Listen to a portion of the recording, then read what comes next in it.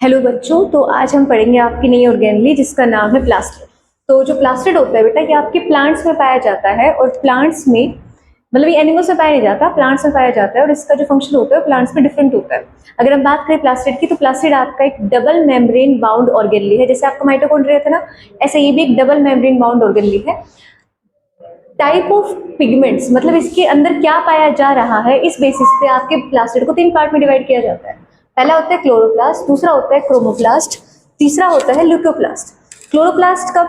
जब आपके प्लास्टिड में ग्रीन कलर का पिगमेंट पाया जाए, मतलब ग्रीन कलर ही दिखे उसका, तो हम उसको कहते हैं आपका क्लोरोप्लास्ट। जो ग्रीन कलर का पिगमेंट होता है, ठीक है, वो पाया जाए तो हम उस प्लास्टिड को क्या कहेंगे? आपका क्लोरोप्लास्ट।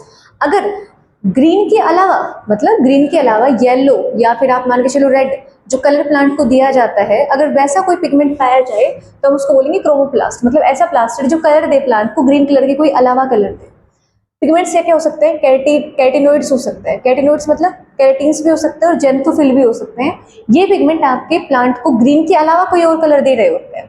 इसके बाद है हमारा तीसरा लुकोप्लास्ट। लुकोप्लास्ट मतलब ये कलरलेस होते हैं और ये आपके प्लांट को कोई कलर नहीं देते। ये आपके प्लांट कुछ चीजें अपने अंदर स्टोर करके रखते हैं। जैसे प्रोटीन, अगर किसी ने ल्यूकोप्लास्ट ने अगर आपका प्रोटीन स्टोर कर करके रख रखा है तो हम उसको बोलेंगे प्रोटियोप्लास्ट। उस लुकोप्लास्ट का नाम क्या होगा बेटा? प्रोटियोप्लास्ट। अगर कार्बोहाइड्रेट स्टोर करके रख रखा है तो उसका नाम होगा अमाइलोप्लास्ट। अगर लिपिड स्टोर करके रख रखा है तो उसका नाम होगा इलियोप्लास्ट। क्या नाम होगा भाई? इलियोप्लास्ट। तो हम पढ़ क्या रहे हैं? हम पढ़ रहे हैं प्लास्टिड। प्लास्टिड के 3 टाइप होते हैं, क्लोरोप्लास्ट, क्रोमोप्लास्ट और ल्यूकोप्लास्ट। जो अब हमें पढ़ना है वो आपका पढ़ना है क्लोरोप्लास्ट। कौन सा पढ़ना है बेटा? क्लोरोप्लास्ट। तो हम वो प्लास्टिड पढ़ेंगे जो कि आपका ग्रीन पिगमेंट कंटेन करता है और प्लास्टिड का नाम है क्लोरोप्लास्ट। तो हम पढ़ने वाले हैं क्लोरोप्लास्ट की स्ट्रक्चर, जो कि आपके प्लांट में पाई जाती है। किसमें पाई जाती है? प्लांट में। तो अगर हम क्लोरोप्लास्ट के बारे में बात करें तो आपका जो क्लोरोप्लास्ट होता है वो एक डबल मेम्ब्रेन बाउंड ऑर्गेनली है। कैसा ऑर्गेनली है? Double membrane bound. इस तरीके से डबल मेम्ब्रेन बाउंड ऑर्गेनली है आपके पास। क्या है आपका? क्लोरोप्लास्ट। इसमें 2 मेम्ब्रेन होती है, एक होती है आपकी आउटर मेम्ब्रेन, एक होती है आपकी इनर मेम्ब्रेन। और जो इनके बीच का स्पेस होता है इसे हम कहते हैं इंटर मेम्ब्रेन स्पेस। क्या बोलते हैं? Inter membrane space. जैसे आपके माइटोकॉन्ड्रिया के अंदर एक लिक्विड भरा हुआ था, ऐसे इसके अंदर का जो सरफेस है, इसके अंदर का जो लिक्विड है उसको हम बोलते हैं स्ट्रोमा। क्या बोलते हैं बेटा? स्ट्रोमा। क्या बोलते हैं आपका इसको? स्ट्रोमा बोलते हैं। अब हम बात करते हैं कि आपके प्लास्टिड के अंदर क्या क्या पाया जाता है। सबसे पहले हमारे प्लास्टिड के अंदर थाइलाकोइड पाए जाते हैं। क्या पाए जाते हैं? थाइलाकोइड। थाइलाकोइड क्या होता है बेटा? डिस्क शेप के स्फेरिकल स्ट्रक्चर। जैसे आपका सिक्का होता है ना, या फिर ऐसे मान के चलो डिस्क। डिस्क मतलब इस तरीके से मिडल से कुछ मोटा और साइड में आते हुए पतला। डिस्क शेप के स्फेरिकल स्ट्रक्चर पाई जाते हैं जिसको हम बोलते हैं थाइलाकोइड। क्या बोलते हैं? थाइलाकोइड। वो थाइलाकोइड बेटा सिंगल नहीं पाए जाते। मतलब अगर हम इस तरीके से थाइलाकोइड मान रहे हैं हमारे इसके अंदर, प्लास्टिड के अंदर, क्लोरोप्लास्ट के अंदर, तो ये थाइलाकोइड अकेला नहीं पाया जाता। ये थाइलाकोइड स्टैक, स्टैक मतलब एक दूसरे के ऊपर पाया जाएगा कुछ इस तरीके से। ठीक है? तो इस तरीके से हमारे प्लास्टिड के अंदर बहुत सारे थाइलाकोइड पाए जाएंगे। अब बेटा ये एक स्ट्रक्चर तो क्या कहलाएगी? थाइलाकोइड। और ग्रुप ऑफ थाइलाकोइड आपको कहलाएगी ग्रेना। क्या कहलाएगी? ग्रेना। और ये बहुत सारे ग्रेना सारे मिलके कहलाएंगे ग्रेनम। क्या कहलाएंगे? ग्रेनम। तो देखो हमारा जो क्लोरोप्लास्ट है वो आपका डबल मेम्ब्रेन बाउंड स्ट्रक्चर है। इस तरीके से आउटर इनर मेम्ब्रेन पाई जाएगी। इसके अलावा उसके अंदर होगा आपके पास स्ट्रोमा। क्या भरा हुआ होगा? स्ट्रोमा। और आपको देखने को मिलेंगे थाइलाकोइड। क्या देखने को मिलेंगे? थाइलाकोइड।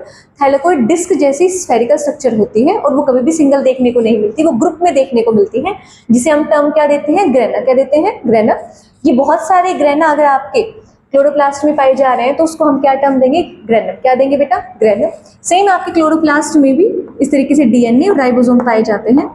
बात इतनी सी याद रखो, जैसे आपका माइटोकॉन्ड्रिया एंडोसिम्बायोटिक ओरिजिन का था, पहले कोई बैक्टीरिया था, अब वो क्या रहने लग गया आपकी एनिमल सेल में रहने लग गया, ऐसे आपका क्लोरोप्लास्ट भी प्लांट सेल में रहने लग गया है। पहले कोई बैक्टीरिया था, वो रहने आया था और अब वो रहने लग गया है।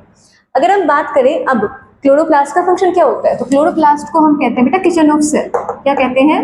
किचन ऑफ सेल, क्योंकि ये करता है फोटोसिंथेसिस। क्या करता है बेटा? फोटोसिंथेसिस। फोटोसिंथेसिस क्या होता है? देखो इतना समझो पहले, आपका जो प्लांट है उसके अंदर आपके क्लोरोप्लास्ट क्या करते हैं, वो कहलाते हैं kitchen of cell. Kitchen of cell क्यों कहलाते हैं? वो प्लांट का खाना बनाते हैं। खाना बनाने की प्रोसेस जो प्लांट में होती है उसको हम कहते हैं फोटोसिंथेसिस। क्या कहते हैं बेटा? फोटोसिंथेसिस। तो फोटोसिंथेसिस क्या होता है पहले ये देखो।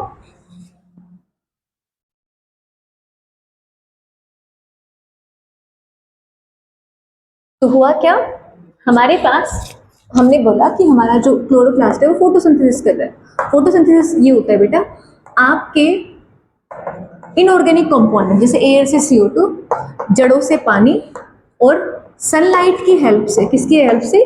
सनलाइट की हेल्प से आपका जो प्लांट है वो कार्बोहाइड्रेट जो इसका फूड होता है, स्टोर्ड फूड, और ऑक्सीजन बनाता है। क्या बनाता है? ऑक्सीजन। तो जो ये प्रोसेस हो रही होती है जिसके अंदर आपका फूड बनता है, किससे? इनऑर्गेनिक सब्सटेंसेस लाइक एयर से CO2 और पानी सनलाइट की हेल्प से जो खाना बन रहा होता है, इस प्रोसेस को हम कहते हैं फोटोसिंथेसिस। और ये अक्कर होती है आपकी क्लोरोप्लास्ट में। देखो क्लोरोप्लास्ट में कहाँ अक्कर होती है, सबसे पहले ये देखते हैं। हम सेम बना लेते हैं। आपका क्लोरोप्लास्ट बना लिया बेटा, मैं आपको एक थाइलाकोइड या एक ग्रेना बना रही हूँ, आप सारे ग्रेना और थाइलाकोइड में सेम रिएक्शन समझना। सबसे पहले क्या होता है, हमारा जो ग्रीन पिगमेंट होता है क्लोरोप्लास्ट का बेटा, वो पाया जाता है आपके थाइलाकोइड में। किसमें पाया जाता है? थाइलाकोइड में।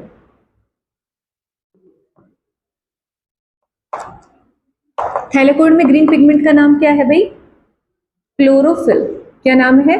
क्लोरोफिल। तो होगा क्या, हमने एक थाइलाकोइड ले लिया, एक ग्रेना ले लिया, ऐसे मान के चलो एक थाइलाकोइड ले लिया, या फिर ऐसे पूरा ग्रेना ले लो आप। एक ग्रेना में हम कह रहे हैं थाइलाकोइड का ग्रुप है ये। थाइलाकोइड में कौन सा पिगमेंट पाया जा रहा है? क्लोरोफिल। तो इसके अंदर क्लोरोफिल प्रेजेंट होता है कुछ इस तरीके से, इस तरीके से। तो होता ये है, सबसे पहले हमने कहा हमें 3 चीजों की जरूरत है, CO2, H2 और सनलाइट। तो सबसे पहले होगा ये, अच्छा पहले तो जनरली ये समझो कि ये जो क्लोरोप्लास्ट है या फिर ये जो प्लास्टिड है, जो क्लोरोप्लास्ट वाला प्लास्टिड है जो ग्रीन कलर दे रहे, पाया कहाँ जाता है? आपकी पत्ती होती है, ऐसे आपकी पत्ती है। आप एक काम करो, आपकी जो पत्तियां हैं उसका ये वाला उसकी टिप है, उससे उसको बीच से उखाड़ो। उखाड़ने पे आपको ऐसे 2 लेयर मिलेगी। एक होगी आउटर, या फिर ऐसे मान के चलो अपर एपिडर्मिस, अपर मतलब ऊपर की, और एक होगी इसकी लोअर मेम्ब्रेन। कौन सी होगी? Lower membrane. आपने क्या करा, ये पत्ती है, पत्ती को बीच से उखाड़ा। उखाड़ने पर हमारे पास एक ऊपर वाली लेयर आई, एक नीचे वाली लेयर आई। इन लेयर्स के बीच में हमारे पास सेल पाई जाती है जिनका नाम है मेसोफिल सेल। कौन सी सेल है बेटा? Mesophyll cell. ये जो मेसोफिल सेल है इनके अंदर हमें देखने को मिलेंगे क्लोरोप्लास्ट। क्या देखने को मिलेंगे? बहुत सारे क्लोरोप्लास्ट। और अब हम उनमें से एक क्लोरोप्लास्ट पढ़ रहे हैं। तो देखो हुआ क्या, सबसे पहले तो ये पाया कहाँ जाएगा? ये पाया जाएगी मेसोफिल सेल में। मेसोफिल सेल कहाँ पाई जाती है? पत्ती को, पत्ती जो पार्ट के ग्रीन पार्ट्स है, एक पत्ती भी है उसमें, उसको हम ऐसे बीच से उखाड़ेंगे तो आपको एक अपर लेयर देखने को मिलेगी, एक लोअर लेयर देखने को मिलेगी, और उसके बीच में आपको देखने को मिलेंगे मेसोफिल सेल। कौन सी सेल देखने को मिलेगी बेटा? Mesophyll cell. मेसोफिल सेल में आपको क्या देखने को मिल रहा है? बहुत सारे क्लोरोप्लास्ट। हमने एक क्लोरोप्लास्ट निकाल दिया। तो होगा ये कि आपकी जो पत्तियां होती है वो सनलाइट में होती है। सबसे पहले आपकी सनलाइट किस पे पड़ेगी? आपकी पत्तियों पे। ये पड़ी भाई सनलाइट पत्तियों पे। सनलाइट अगर पत्तियों पे पड़ी है तो वो पत्तियों की सनलाइट आपके किसके पास जाएगी? मेसोफिल सेल के पास। और मेसोफिल सेल में भी किसके पास जाएगी? आपके क्लोरोप्लास्ट के पास। तो बेटा वो जो सनलाइट हम बता रहे हैं कि हमें खाना बनाने के लिए जरूरी है, वो आपका जो थाइलाकोइड है वो ग्रहण करता है। और थाइलाकोइड का भी कौन सा पोर्शन? क्लोरोप्लास्ट। कौन करता है बेटा? क्लोरोप्लास्ट। अब ये रिएक्शन जो है क्लोरोप्लास्ट में जो रिएक्शन चलेगी, आप ये मान के चलो इस थाइलाकोइड में, इस ग्रेना में जो रिएक्शन चलेगी वो लाइट की हेल्प से हो रही है, इसलिए हम कहते हैं इसे लाइट रिएक्शन। क्या कहते हैं? Light reaction. लाइट रिएक्शन क्या होती है बेटा? कोई भी ऐसी रिएक्शन जो कि लाइट की हेल्प से होती है उसे हम कहते हैं लाइट रिएक्शन। तो लाइट रिएक्शन हुई और आपकी थाइलाकोइड में या फिर आपके ग्रेना में जो भी रिएक्शन हुई, उस रिएक्शन से क्लोरोफिल की हेल्प से हमने क्या बनाया? हमने बनाई एटीपी। एटीपी क्या होती है? सेम एनर्जी करेंसी होती है। ये एटीपी हमने बनाई और एटीपी रिलीज होती है स्ट्रोमा में। कहाँ रिलीज होती है बेटा? स्ट्रोमा में। अब देखो हमें करना क्या था, हमें क्या चाहिए था, हमें चाहिए था आपका CO2 H2O सनलाइट, उसकी वजह से हमें क्या बनाना था? खाना। तो आपकी क्लोरोप्लास्ट के किस हिस्से ने आपके लाइट को एक्सेप्ट करा है? किसने करा है बेटा? थाइलाकोइड में। और थाइलाकोइड के भी कौन से पोर्शन ने? क्लोरोफिल ने। किसने करा है बेटा? क्लोरोफिल ने। क्लोरोफिल क्या है? एक पिगमेंट है। क्या है? पिगमेंट। जब आपकी सनलाइट इस क्लोरोफिल पिगमेंट पे पड़ती है तो ये एटम है, एक तरीके से पिगमेंट है, एटम है। तो एटम है तो जैसे ही आपकी सनलाइट इस पे पड़ती है, ये एटम कुछ इलेक्ट्रॉन फेंक के मारता है। सिर्फ याद रखो, ये जो एटम है क्लोरोफिल, ये इलेक्ट्रॉन फेंक के मारता है, फिर वो इलेक्ट्रॉन कहीं कहीं जाता है, एक रिएक्शन चलाता है, और रिएक्शन चलने की वजह से आपको क्या मिलती है? एटीपी। तो लाइट रिएक्शन में क्या प्रोड्यूस होती है बेटा? एटीपी। और एटीपी कहाँ रिलीज हो जाती है? वो स्ट्रोमा में रिलीज हो जाती है। तो देखो सनलाइट का रूल पता चल गया हमें, सनलाइट ने क्या हेल्प करी खाना बनाने में। अब बात करते हैं पानी की। तो सोचो एक बार, अगर ये क्लोरोप्लास्ट एक एटम है, तो ये एटम हर बार सनलाइट पड़ेगी अपने इलेक्ट्रॉन फेंक के मारेगा, रिएक्शन चलाएगा, एटीपी प्रोड्यूस करेगा, तो पूरे दिन इस पे लाइट पड़ती रहती है। तो एक दिन ऐसा नहीं आएगा इसके अंदर के सारे एटम खत्म हो जाएंगे, सॉरी इसके अंदर के सारे इलेक्ट्रॉन खत्म हो जाएंगे, कि एटम है, इलेक्ट्रॉन फेंक के मारता है, रिएक्शन आती है, रिएक्शन से एटीपी प्रोड्यूस होती है, तो पूरा दिन चलेगा, पूरे दिन कई साल तक। तो ऐसा होगा एक दिन कि भाई इसके तो पक्का पक्का इलेक्ट्रॉन खत्म हो जाएंगे। तो वो इलेक्ट्रॉन रिप्लेस करने के लिए, मतलब एक बार लाइट आई, इलेक्ट्रॉन चले, एटीपी प्रोड्यूस हुई, उस इलेक्ट्रॉन्स को रिप्लेस करने के लिए हमारे पास यहाँ पे जो सेकंड कंपोनेंट है क्लोरोफिल के पास, या फिर आप कहो थाइलाकोइड के पास, हाइड्रोजन को तोड़ा जाता है, सॉरी वाटर को तोड़ा जाता है हाइड्रोजन प्लस ऑक्सीजन में, और इससे प्रोड्यूस होते हैं हमारे पास इलेक्ट्रॉन। क्या प्रोड्यूस होते हैं बेटा? हमारे पास इलेक्ट्रॉन। जब आपके वाटर को हाइड्रोजन प्लस ऑक्सीजन में तोड़ा जाता है तो क्या प्रोड्यूस होते हैं? इलेक्ट्रॉन। तो देखो फोटोसिंथेसिस में किस किस चीज की जरूरत थी? सनलाइट। सनलाइट आ गई, किसने ली? थाइलाकोइड ने। थाइलाकोइड के भी किस पिगमेंट ने? क्लोरोफिल ने। काम क्या करा? रिसीव करके सनलाइट को अपने इलेक्ट्रॉन की मूवमेंट से क्या प्रोड्यूस करी? एटीपी। अब ये इलेक्ट्रॉन तो एक दिन खत्म हो जाएंगे, तो इन इलेक्ट्रॉन को रिप्लेस करने के लिए थाइलाकोइड के पास ही कौन टूटता है? वाटर, जो कि जड़ों से आ रहा होता है, जड़ों से आता है लीव्स के पास, और फिर मेसोफिल सेल को मिलता है। तो ये वाटर टूटता है थाइलाकोइड के पास हाइड्रोजन प्लस ऑक्सीजन। तो देखो वाटर यूज हो चुका, सनलाइट यूज हो चुकी, ऑक्सीजन बन चुकी है। अब क्या होगा? ये जो एटीपी है ये बनी जिस रिएक्शन से, उसे हम कहते हैं लाइट रिएक्शन। क्या कहते हैं बेटा? Light reaction. अब आपकी CO2 आएगी। CO2 कैसे? हमारे इस अपर एपिडर्मिस में इस तरीके से आपकी स्टोमेटा प्रेजेंट होते हैं। क्या प्रेजेंट होते हैं? स्टोमेटा। आपकी जो पत्तियां होती हैं उनकी अपर लेयर पे इस तरीके से स्टोमेटा प्रेजेंट होते हैं बेटा। ये स्टोमेटा ओपन और क्लोज होते हैं और ये एयर की मूवमेंट में हेल्प करते हैं, मतलब ऑक्सीजन बाहर भेजते हैं और CO2 को अंदर लाते हैं। तो क्या रहेगा? क्या ये आ गई CO2 आपकी स्टोमेटा की हेल्प से। ये CO2 आती है, CO2 किसके पास गई? मेसोफिल सेल के पास। तो मेसोफिल सेल के पास जाने के बाद ये किसके पास जाएगी?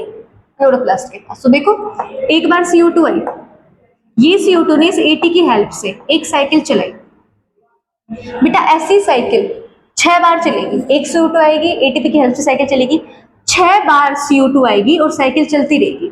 इस साइकिल को हम बोलते हैं केल्विन साइकिल। क्या बोलते हैं बेटा? Calvin cycle. और 6 बार CO2 आएगी, रिएक्शन चलती रहेगी, केल्विन साइकिल चलेगी। फिर स्ट्रोमा में ये साइकिल हमें देगी C6H12O6 कार्बोहाइड्रेट, जो कि प्लांट का फूड होता है। ये रिएक्शन, जो रिएक्शन आपकी कार्बन इनऑर्गेनिक थी, एयर की फॉर्म में थी, हवा की फॉर्म में थी, इस कार्बन को इसने ऑर्गेनिक मतलब प्लांट के लायक या फिर ह्यूमन के खाने लायक स्टोर्ड फूड कार्बोहाइड्रेट में कन्वर्ट कर दिया या फिर फिक्स कर दिया इस कार्बन को, उसे हम बोलते हैं केल्विन साइकिल। और इस रिएक्शन को, जो कि डिपेंडेंट है आपकी लाइट रिएक्शन के प्रोडक्ट के ऊपर, इस रिएक्शन को हम बोलते हैं डार्क रिएक्शन। क्या बोलते हैं बेटा? Dark reaction. तो देखो मैं फिर से समझा रही हूं इस पोर्शन को।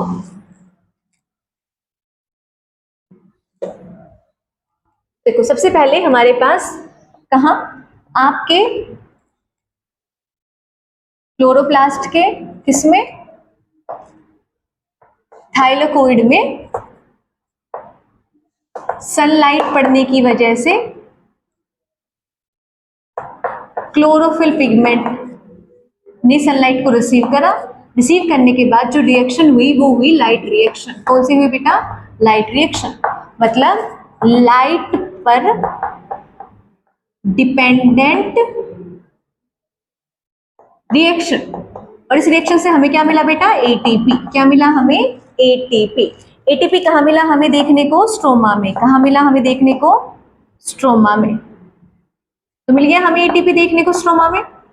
अब इस एटीपी की हेल्प से हम पहले तो स्टोमेटा के थ्रू क्या लेंगे, CO2। CO2 लेने के बाद इस CO2 को किसकी हेल्प से, केल्विन साइकिल की हेल्प से फिक्स किया जाएगा। फिक्स मतलब इस कार्बन को 6 बार लिया जाएगा अंदर और किस में कन्वर्ट कर दिया जाएगा, C6H12O6, जो कि क्या है, प्लांट का फूड। क्या है, प्लांट का फूड। तो ऐसी रिएक्शन जो आपके लाइट रिएक्शन,